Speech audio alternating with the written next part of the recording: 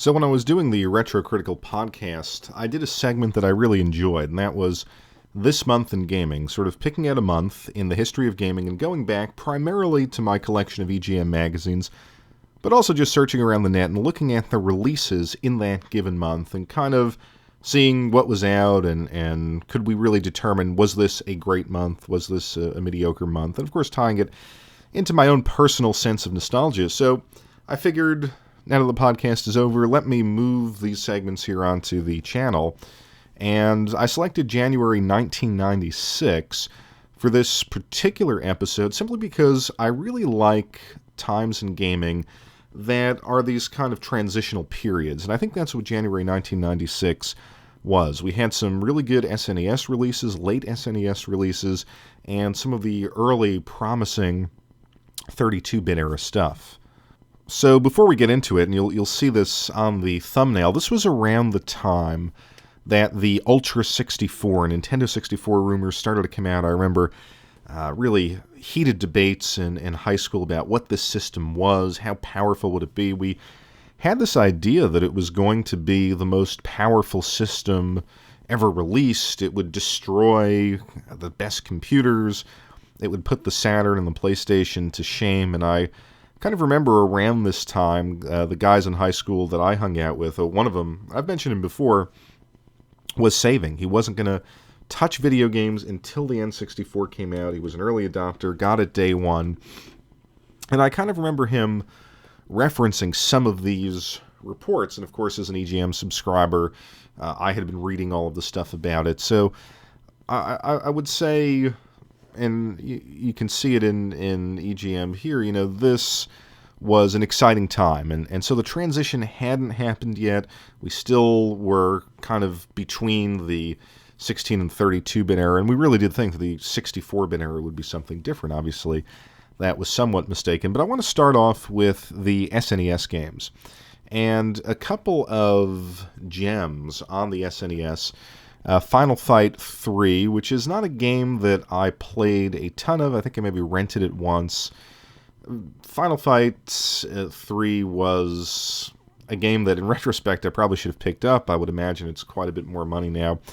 But I was late to the game, with the SNES, and this was around the time that, well, I probably got it in 95, but I was just kind of discovering a lot of the games in the library, or at least playing them for myself and buying them for myself at this time. So I kind of overlooked picking up these particular games that came out. Final Fight 3, not my favorite, but I was always a big Final Fight fan, always a big beat-em-up fan, so again, this provided some really good weekends of enjoyment. Another game that I definitely rented and probably should have purchased was Mega Man X3. And I should say that, I'm talking about January 1996. These two games, I'm pretty sure, did come out in January of 96. I go with the Moby Game Database, Wikipedia, and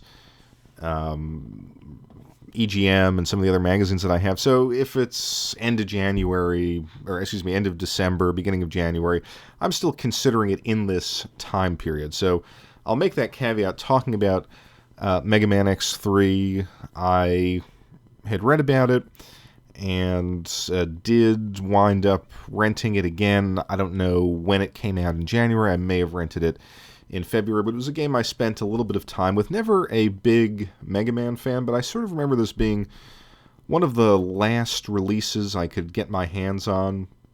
And this was before I had purchased my PlayStation, I think. I may have gotten the PlayStation a little bit later, but I kind of felt at this time, renting these games, buying some of the games I missed out on, I felt like I was kind of stuck in the past a little bit.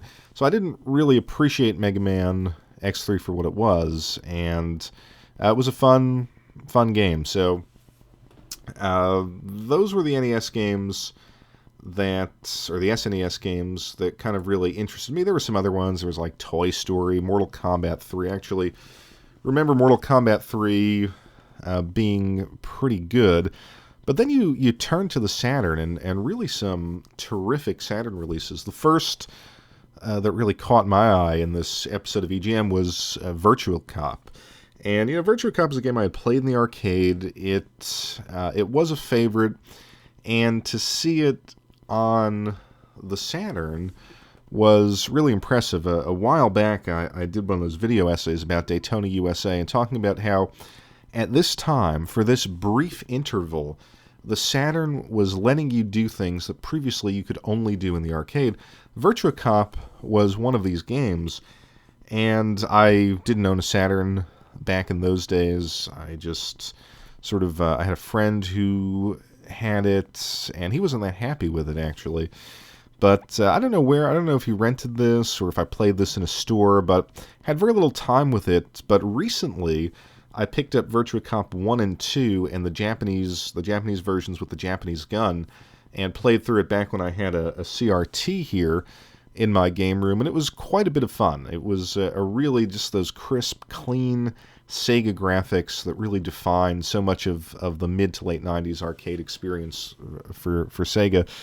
Of course, getting older now, I found it kind of irritating to kind of keep the gun pointed forward, and my arm was getting tired. But Virtua Cop, very good game. And Sega Rally Championship, arguably the best racer on the Saturn, coming out also in this month. That game, I really kind of had a soft spot for Daytona, USA, as I said, but in fairness, Sega Rally Championship was the better game. Still a ton of fun to play today. I played it not too long ago as I was going through some of my Saturn racing games. So, two really good arcade classics right off the bat. And as far as I can tell here, Guardian Heroes was also released this month. Now, Guardian Heroes is a game that I didn't really have a ton of time with, and honestly, it wasn't my type of beat-em-up. I know that's kind of sacrilegious, but I think there was a remake of this not too long ago on... trying to see, was it on the PlayStation? I guess it was probably on everything. It wasn't bad. I mean, I enjoyed it. It was certainly a kind of frenetic, fast-paced game for its time, and enjoyable in its own way. Again, not my type of game, but that is a holy grail on the Saturn. So, a ton of stuff coming out this month for the Saturn. And then, as I was going through this issue of EGM, they had a little write-up on the Action Replay, and I'm thinking to myself, God, I'm still using that today. It is one of the must-have accessories for Saturn owners, and I looked at those screens, and blast of nostalgia, but also kind of almost displaced time, because I had to search that cart down when I got the Saturn, and I've played so much Saturn, particularly import Saturn, over the past 3 or 4 years that it was just, I stare at that screen all the time. So that was pretty cool. On the PlayStation side of things, again, this was early days of the PlayStation, and really, it's funny, the PlayStation in that time was kind of stuck in the 3DO, Sega CD aesthetic, those types of games. Very funny because, what it evolved into was something so different. But probably the game that stood out for me, and this is one of my gaming memories that I just, I've never let go of, and that was seeing NFL Game Day at a Best Buy. People were crowded around. They couldn't believe how realistic this game looked, and it looked incredibly realistic. I mean, it blew away. I was still playing, I think, Madden 94 on the Genesis at this point, or Madden 95, 96, whatever it was on the Super Nintendo. When we saw this game in action, it just really was incredible. Now, if you look at it today, really didn't hold up well. And it didn't hold up well relative to the later games in the NFL Game Day series that I put a ton of time into, which was, I think, 97 through 99. I actually played those games more than Madden. But, yeah, just seeing that it did come out around this time, and it was holiday time or just after the holidays in the Best Buy, seeing that game in action, very, very interesting. Now, Other kind of interesting thing, and you can see it here in the magazine. This was a time when I thought handhelds were still fighting the good fight. Here you have Killer Instinct on the Game Boy. Admittedly, I did not play this one, but it was fun to have. Killer Instinct was on the SNES. You had a lot of those games like Donkey Kong Country, Donkey Kong Country 2, which I spent a lot of time with on the Game Boy.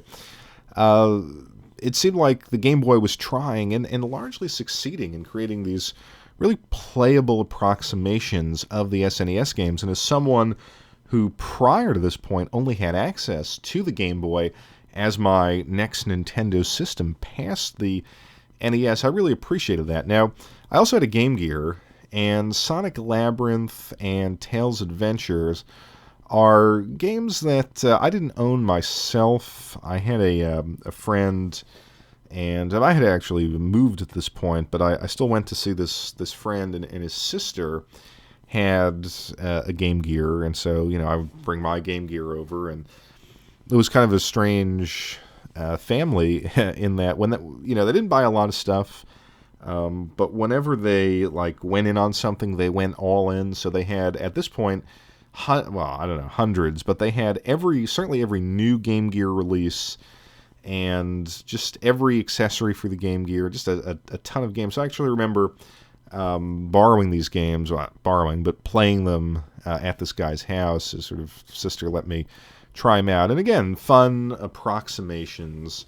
Nothing spectacular, and at this point I had kind of moved away from the Game Gear, as it were. But those were games that I'd like to own. But of course, my Game Gear screen is at this point virtually unplayable, so those will have to remain on the Virtual Console if they exist on the Virtual Console, or I'll have to hunt down the ROMs. And last but not least, Mario Clash on the Virtual Boy. I want to say at this point, I had my Virtual Boy. I was the only person. Well, actually, that contradicts what I just said, because I guess...